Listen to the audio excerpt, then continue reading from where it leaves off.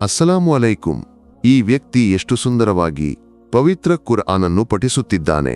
ವಿಶ್ವದ ಪಾಲಕನಾದ ಅಲ್ಲಾಹನ ಪವಿತ್ರ ಗ್ರಂಥವಾದ ಕುರಾನ್ ವೈಯಕ್ತಿಕ ಜೀವನದಲ್ಲೂ ಮತ್ತು ಸಾಮಾಜಿಕ ಜೀವನದಲ್ಲೂ ದೊಡ್ಡ ಪ್ರಭಾವವನ್ನು ಬೀರುತ್ತದೆ. ಸತ್ಪ್ರಜ್ಞೆ ಇರುವ ಸಮಾಜವನ್ನು ರೂಪಿಸುವುದಕ್ಕೆ ಪವಿತ್ರ ಕುರಾನ್ನಲ್ಲಿ ಅನೇಕ ಉಪದೇಶಗಳನ್ನು ನಾವು ಕಾಣಬಹುದು.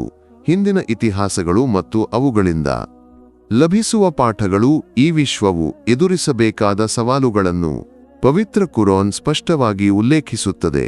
ವಿಶ್ವದ ಉಗಮದಿಂದ ಅಂತ್ಯದವರೆಗಿನ ಪ್ರತಿಯೊಂದು ವಿಷಯವನ್ನು ನಮಗೆ ವಿವರಿಸುವ ಮತ್ತೊಂದು ಗ್ರಂಥವನ್ನು ನಾವು ಕಾಣಬಹುದೇ?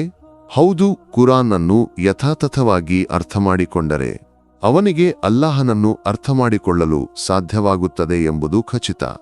ಅದಕ್ಕಾಗಿಯೇ ನಮ್ಮ ಮಕ್ಕಳಿಗೂ ನಮ್ಮ ಕುಟುಂಬದ ಸದಸ್ಯರಿಗೂ ಕುರಾನ್ನೊಂದಿಗೆ ಒಂದು ಬಾಂಧವ್ಯವನ್ನು ಸ್ಥಾಪಿಸಲು ನಾವು ಯಾವಾಗಲೂ ಪ್ರಯತ್ನಿಸಬೇಕು.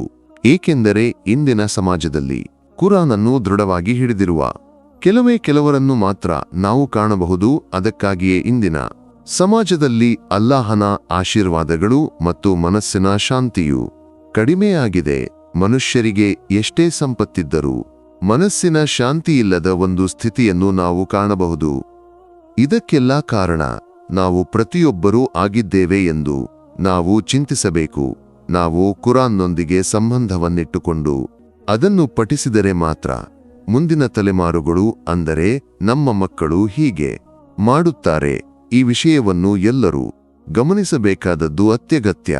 ಅಲ್ಲಾಹು ಕುರ್ಆನ್ ಪಠಣವನ್ನು ನಿರಂತರವಾಗಿ ಕಾಪಾಡಲು ತೌಫೀಕ್ ನೀಡಲಿ. ಆಮೀನ್.